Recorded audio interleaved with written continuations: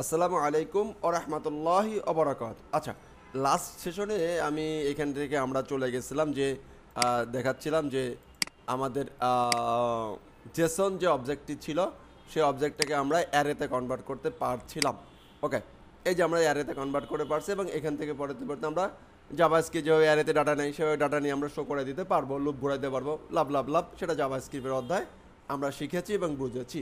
Fine, এখন আমাদের আরেকটা কাজ হতে পারে বা লাগবেই আমাদেরকে, সে এটা তো আমরা দেখলাম হচ্ছে জ্যাসন থেকে কিভাবে আমরা অ্যারেতে কনভার্ট করতে পারবো, রাইট? এবার আমরা দেখব হচ্ছে অ্যারে থেকে কিভাবে আমরা জেসনে নিয়ে নিতে পারবো, জেসন অবজেক্ট হিসাবে সেভ করে রাখতে পারবো। তো আমরা যদি দেখি যে আমাদের এই যে মনে করেন যে আমাদের একটা কি আছে, একটা সিস্টেম আছে জেনারেট করা। ফাইন, এটাকে কপি করি। এটা হচ্ছে জাভাস্ক্রিপ্ট অবজেক্টটাকে আমরা কপি করলাম, এটাকে একটু কমেন্ট আউট করে রাখি এখানে। এটা হচ্ছে আমাদের জাভাস্ক্রিপ্টের অবজেক্ট, কে জাভাস্ক্রিপ্টের অবজেক্ট। তো আমরা যদি এটা দেখি কনসোল ডট এলওজি লগ, ওকে, যদি মাই ইনফো ডট দেই তাহলে দেখেন পার্সন নেম টেম সব চলে আসছে, রাইট না? চলে আসছে, দেখে আসে কিনা একটু চেক করে নেই। ফাইন, সেভ দিলাম এবং যদি এখানে আসি অ্যান্ড রিলোড যদি দেই, ইন্সপেক্ট এলিমেন্ট করি, কনসোলে যাই, দেখেন হাদি যেমন শো করছে। ফাইন, আমি চাচ্ছি যে এই যে অবজেক্টটা আছে অবজেক্টটাকে ধরে আমরা জেসনে কনভার্ট করে নেব। কিছু কনভার্ট করে নেব, জেসন স্ট্রিংয়ে কনভার্ট করব এবং সেই স্ট্রিংটাকে আমরা পরবর্তীতে আসলে মূলত আমাদের ডাটাবেজে সেভ করে রাখতে হয়, লাভ লাভ লাভ, একটু পরে বুঝবো। ফাইন, তা মূলত দেখবো হচ্ছে যে এই জাভাস্ক্রিপ্টের যে অবজেক্টটা থাকবে অবজেক্টটাকে কিভাবে আমরা জেসনে কনভার্ট করে ফেলতে পারি।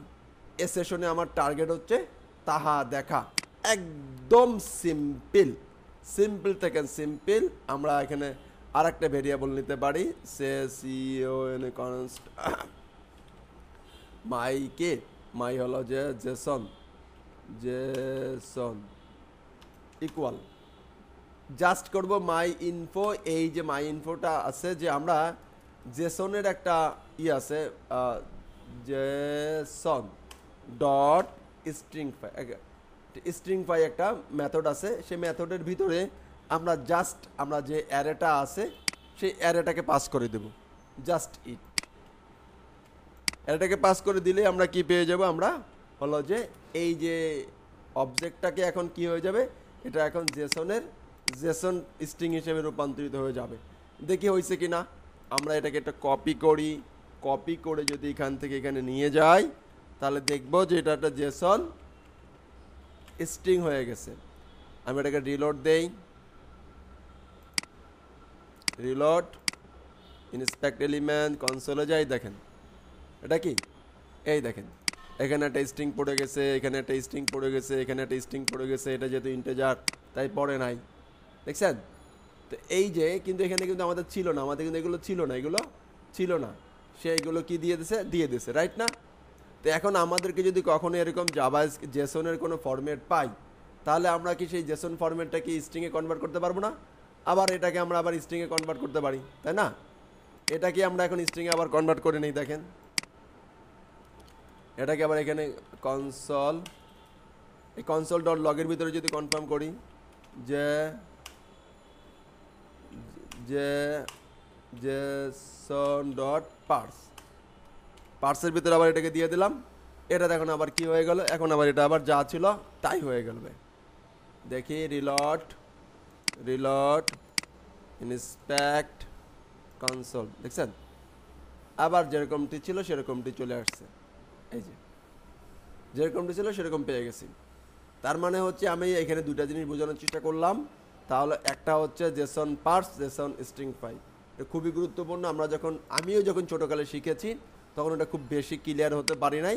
তুমি আশা করবো যে আমার যারা লার্নার আছে বা বর্তমানে যারা স্টুডেন্ট আছে তারা যেন এই বিষয়গুলো খুব চমৎকারভাবে বোঝে। সিম্পল একটা জিনিস, আমাদেরকে অনেকগুলো ডাটা একসাথে একটা ভ্যালুতে সেভ করে রাখতে হতে পারে। তখন আমরা সবগুলোকে একত্রিত করে একটা জায়গায় এনে জেসন করে রাখবো, জেসন করে মানে সেভ করে দেব, আবার বের যখন করব তখন আবার জেসন ডিকোড করে বের করব। তো এর পরের পার্টে আমরা দেখব আমরা পিএইচপিতে কিভাবে আমরা আসলে এই জেসনগুলোকে কাজে লাগাতে পারি। ওকে, ধন্যবাদ। আসসালামু আলাইকুম ওয়া রাহমাতুল্লাহি ওয়া বারাকাতুহু।